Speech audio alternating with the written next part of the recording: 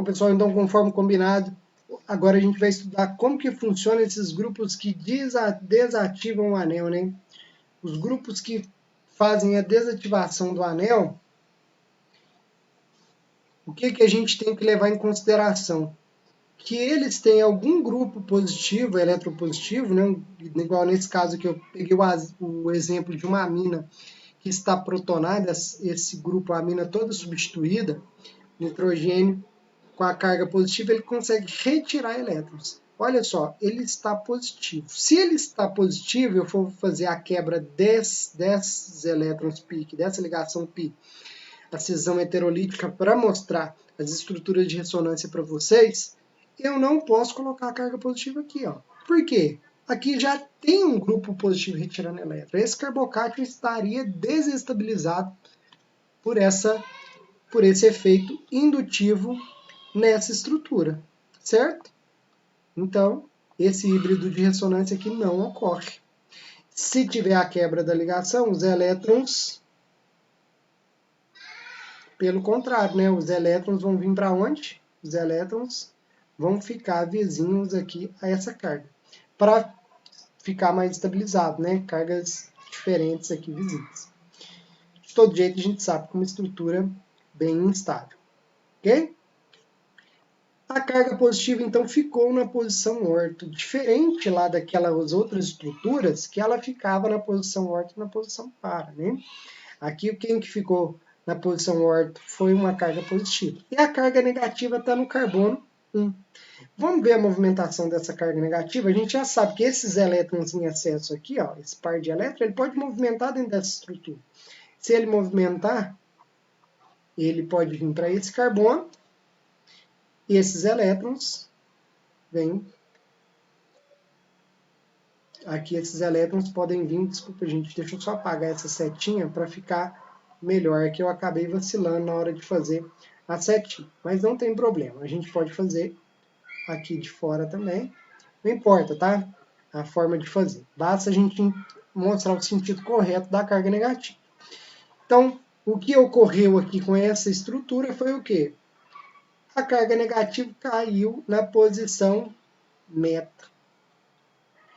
O eletrófilo gosta de carga negativa, então ele vai preferir reagir na posição meta. Na posição orto, de jeito nenhum, na posição orto está positiva, ele não gosta de carga positiva. Okay? Então, a próxima estrutura de ressonância seria o quê? Essa carga negativa pode vir para esse outro carbono e os elétrons dessa ligação vêm para esse próximo. E aqui, então, a gente tem, não ficou representado aqui, né? Mas a carga positiva continua aqui e aqui a gente tem uma carga negativa. Finalmente, a gente pode ter o retorno da aromaticidade. Então, o que a gente fez? Girou as ligações movimentaram, elas alternaram entre os carbonos, restaurando a aromaticidade.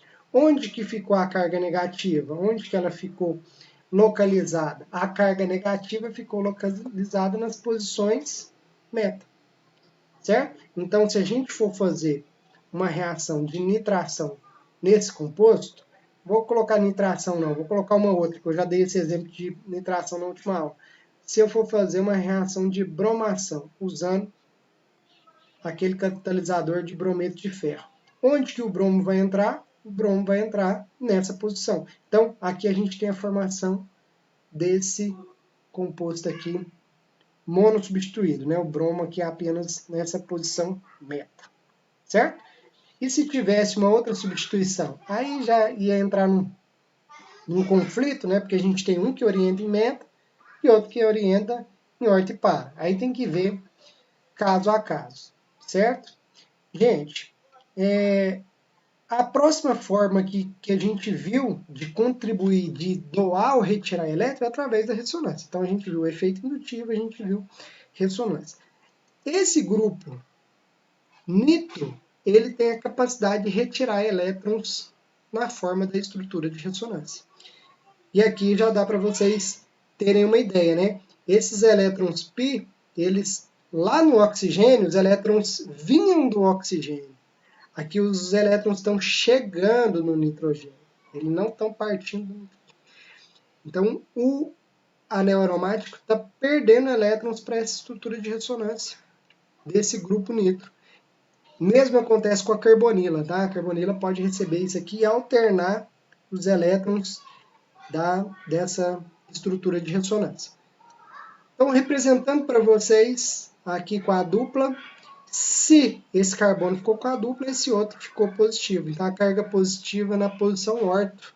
Se caiu carga positiva na posição orto, pode ter certeza que esse grupo orienta na posição meta. E aqui a gente tem a outra estrutura de ressonância, ó, a movimentação dos elétrons, né? Posso representar essa movimentação aqui dessa forma aqui. Forma aqui uma dupla ligação, o carbono para é que fica com a carga positiva. Carga positiva não é bom para estrutura para reações de substituição eletrofílica. E aqui também pode ocorrer isso. A carga positiva vai para outra posição orto. E agora, finalmente, ó, aqui a gente tem, pode ser tanto faz, tá? De um oxigênio ou de outro. Eu representei desse da direita, posso representar aqui agora, ó. Pode ser que retorne essa dupla ligação. Aqui eu não coloquei, né? Olha só, estava com a dupla, quando fecha a dupla com nitrogênio, a carga, esse oxigênio, fica negativo. Então a gente percebe que tirou a carga negativa lá do anel, né? A carga negativa saiu daqui e veio parar no oxigênio. Nesse caso, gente, ó, eu posso representar aqui com outro oxigênio e retornando a ligação dupla. Aqui no desenho ficou esse mesmo, tá? Mas não importa, não tem diferença não. Você pode representar de um ou de outro. Então, basicamente aqui, olhando para essa estrutura, a gente percebe que na posição orto e na posição para não pode ter substituição eletrofílica, está positivo. Só sobrou a posição meta. Então, sobrando a posição meta, aí sim a gente tem essa nova estrutura. Se eu for fazer uma reação de substituição eletrofílica, vou dar um exemplo da alquilação de Fidel-Crafts, vou dar um exemplo dessa aqui, ó, da metilação, usando cloreto de metila e o catalisador de cloreto de alumínio. Essa reação aqui vai produzir apenas o composto na posição meta, certo? E isso estou fazendo uma monossubstituição. Vou colocar aqui na posição meta, conseguiu aumentar aqui a cadeia carbônica através dessa alquilação de Fidel-Crafts. Então, gente, é dessa forma. Tem os grupos que ativam, tem os grupos que desativam o anel aromático, os grupos ativantes. Os grupos ativantes, eles conseguem orientar a substituição na posição orto e para, e os grupos desativantes orientam a substituição na posição meta, ok?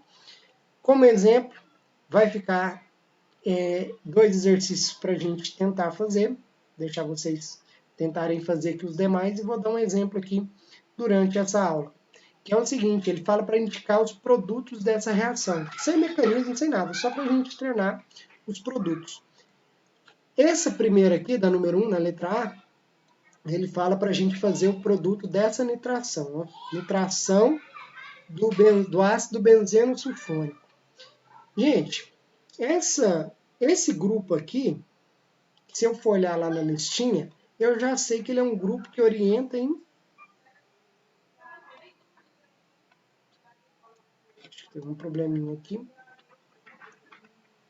É um grupo que orienta em meta. Como que vai ser o composto formado aqui? Se ele orienta em meta, eu sei que ele vai entrar aqui na posição meta, né? Então eu escolho uma delas e faço. Se pedisse o mecanismo, eu faria o mecanismo. Eu vou fazer um aqui como exemplo para vocês. A gente viu que quando entra um grupo nitro, ele entra dessa forma, né? Deixa eu representar assim para vocês. A etapa lenta é essa primeira adição, certo? Nessa primeira adição, entra o grupo que vai substituir, né, o hidrogênio. Fica o hidrogênio nesse carbono, o outro carbono fica com uma carga positiva. Isso aqui que quebra a aromaticidade, a gente estudou que é a etapa lenta. E precisa vir um outro componente para restaurar essa aromaticidade. Agora sim, etapa rápida, retirar o hidrogênio, restaurar então a aromaticidade, certo?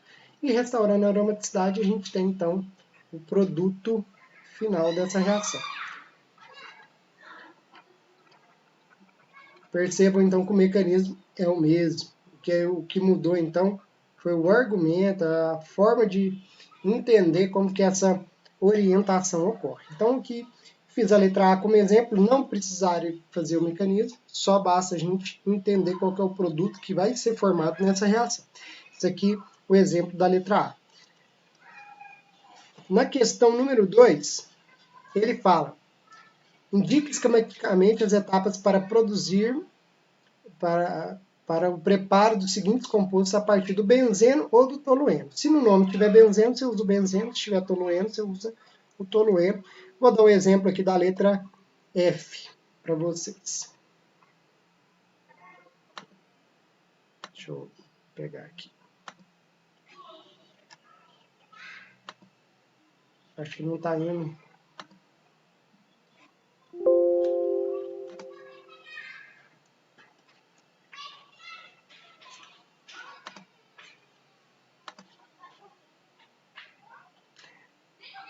Na questão 2, ele fala assim, ó, na letra C, preparar o paranitrotolueno.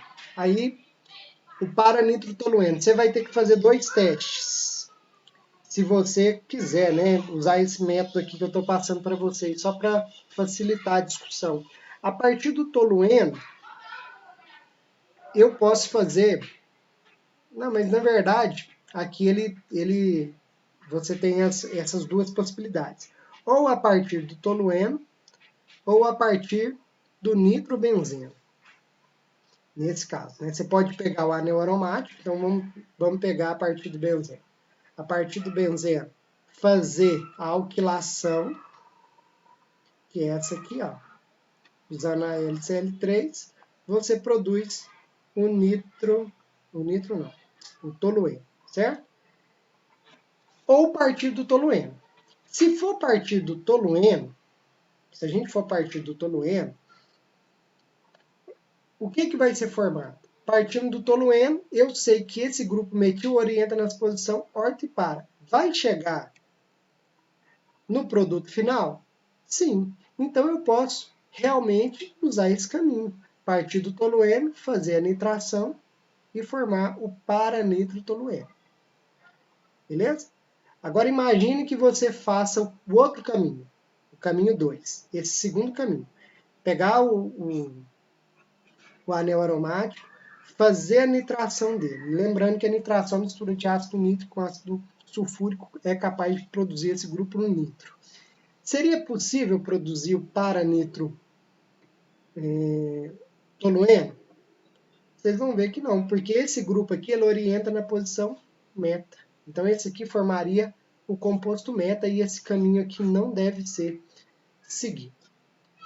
Na letra F, ele fala para a gente produzir, vamos ver lá, 4-bromoacetofenona. A acetofenona é a acetona aromática mais simples, que é aquela acetona que tem o anel benzeno com um grupo metil. Aqui é a posição 1, posição 2, posição 3, posição 4. 4-bromoacetofenona. Gente, o primeiro teste que eu vou seguir é o seguinte. Eu vou fazer uma acilação desse anel aromático. Lembrando que essa acilação ela tem que ser catalisada por cloreto de alumínio. Se você fizer essa acilação, o que vai ser produzido? Vai ser produzido acetona, né? Vai ser produzido acetona correspondente. Então, esse grupo aqui eu já consegui inserir na molécula. Só que esse grupo tem uma carbonila, e a gente já viu que carbonila ela orienta na posição meta. Então, a próxima substituição vai ser na posição meta. E se a gente for colocar um bromo, qual reagente que eu tenho que utilizar? Tem que usar o bromo e brometo de ferro. Fazendo isso, a gente produziria o quê? A 3-bromo, né? Não a 4-bromo. Essa aqui sim seria 3-bromo. Isso já é inclusive a resposta da próxima alternativa. Aqui ficou mal desenhado. Peço desculpa para vocês, mas aqui ó, a gente teria então a formação do 3-bromo e não do 4-bromo. Nesse segundo teste, agora sim, fazendo essa bromação, vocês perceberiam que ia entrar primeiro o BR a partir do anel benzênico. Entrou o BR nesse anel benzênico, a próxima etapa então é fazer essa acilação utilizando esses reagentes. Ó. O cloreto de acetila, né? Cloreto metila, aliás, acetila. A gente partiria dele, né?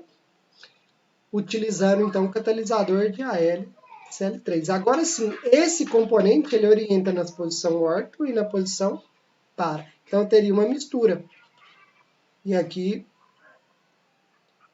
eu vou discutir um outro assunto aqui importante com vocês. Então aqui na posição orto, não é o que eu quero. E na posição para. CH3, né? Aqui sim a gente teve a formação, ó. A gente teve a formação do componente. Então esse aqui é o caminho a ser adotado. Esse, na letra F, esse caminho aqui não pode ser adotado. Uma outra questão, gente, mas está formando uma mistura. Quando é uma mistura, vários tipos de reações orgânicas, a gente pode indicar quem que é o majoritário. Se eu for comparar esses dois produtos, eu percebo que esse aqui é mais estável. Esse aqui é o produto majoritário. Por quê? Gente, lembra daquele tal de impedimento estérico que a gente viu? Quando tem grupos volumosos ou grupos ali vizinhos, eles causam uma repulsão eletrônica e dificultam, né? Então, na posição orto, quando esse grupo eletrofílico aqui, ele vem aproximando do anel aromático, ele encontra uma repulsão do bromo aqui, que está aqui nesse carbono. Então, é melhor o substituinte estar em posição oposta, mais distante, ele vai ter menos repulsão. Aqui tem uma repulsão estérica, né, uma repulsão eletrônica entre as nuvens eletrônicas desses dois grupos. Isso instabiliza essa molécula em orto. Então, geralmente não, vamos colocar assim, que o substituinte na posição para é mais estável, certo? Vou deixar os outros exercícios para vocês treinarem essa parte, e a gente encerra então as reações de substituição eletrofílica em composto aromático. Gente, obrigado, bons estudos para vocês e até a próxima.